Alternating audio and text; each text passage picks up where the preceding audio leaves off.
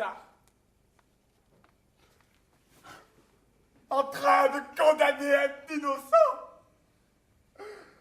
de ruiner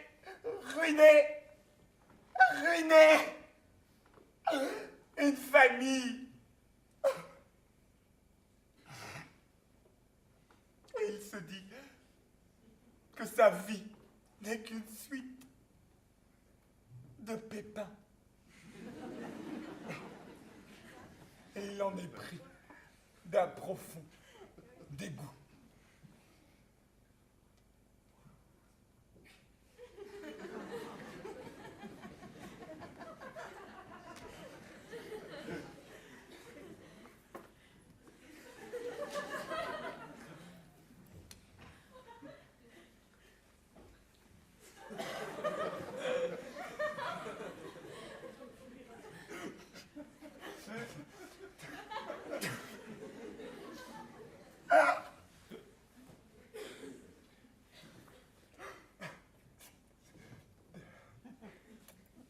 Ah, mais excusez-moi.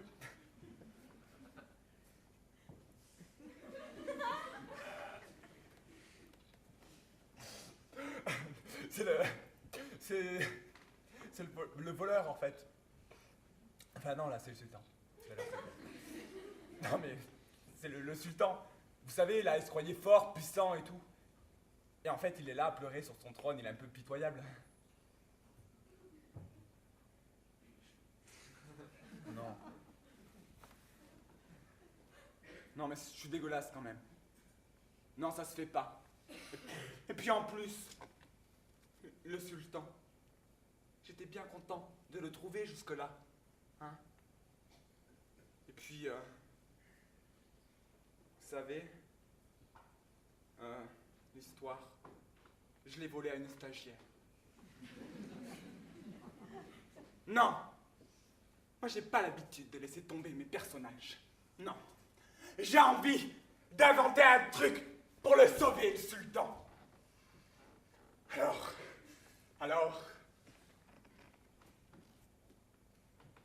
voilà. Le sultan serait dans une autre situation. Il serait un homme d'aujourd'hui. Intelligent. Pu. Doué. Intègre. Oui, tout à fait. Une sorte d'Einstein de notre époque. Tout à fait. Tout à fait. Il s'appellerait Albert. J'aime bien, je crois.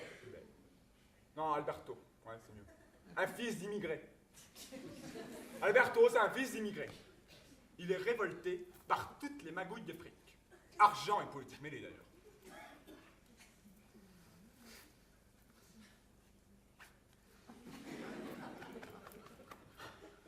Il voudrait faire quelque chose.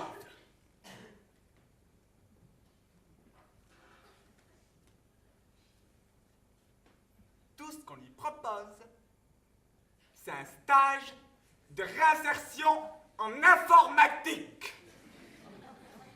Génial. Eh bien, il n'y a pas de sous-métier. Tant pis, il prend ça. On se demande pourquoi on dit tant pis s'il n'y a pas de sous-métier, mais en fait... Il n'y a pas de sous-métier, tant pis, il prend ça. La nuit. Il approfondit la question. Et il commence déjà à comprendre les interconnexions et ce qu'on peut en tirer. Petit à petit, une idée germe dans sa tête, comme un pop-corn. Une idée de génie. Ah mince, il lui manque quelque chose. Bon.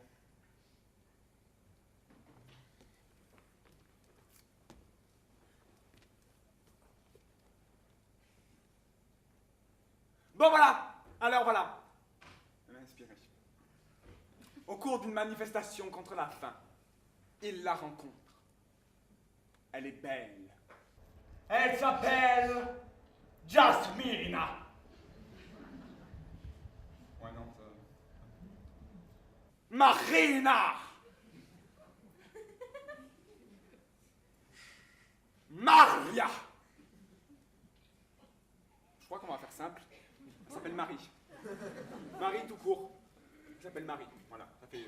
On va rester sur le classique, mais c'est une valeur sûre. Elle s'appelle Marie. On est d'accord, elle s'appelle Marie.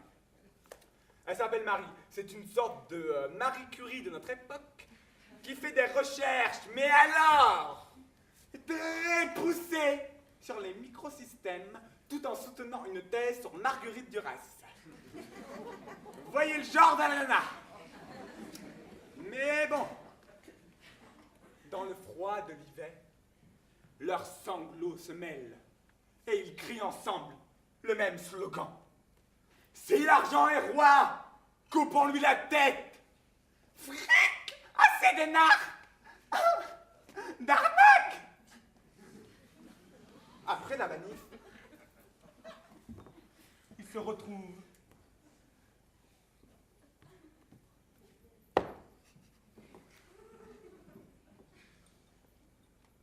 dans un petit café. Oh, salut.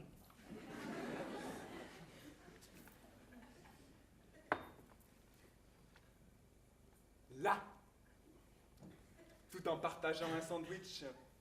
Merguez frites, concombre harissa. Il lui parle de son idée.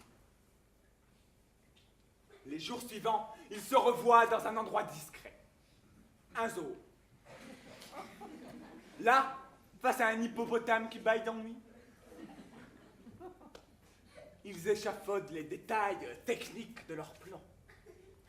Tout se passera en Lozère. Au lieu dit la queue du diable. Une camionnette bâchée sera amenée par Popol, pas lui l'autre. Quand il arrive, Marie est déjà là, en blouse blanche. Pendant qu'elle vérifie le matériel, lui se prépare. À l'heure exacte, ils se disent adieu, les larmes aux yeux. Alberto va se faire miniaturiser en puce. Après s'être fait inoculer un virus, il va s'introduire dans le grand corps informatique de la finance. Un piratage à l'échelle planétaire.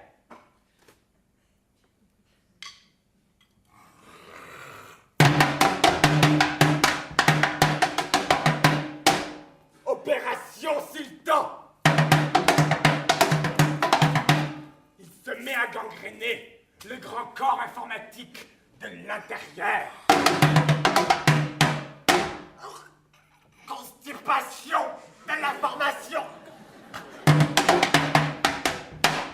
Eczéma de zéro. Arthrose des listings. Au bout de quelques heures, dans les gratte-ciels du Wall Street, les financiers ne savent plus où donner du logiciel. Mais arrêtez! On perd 1 milliard à la seconde! Mais arrêtez! Mais vous êtes malade ou quoi? Oh, les cotations chutent. Arrêtez!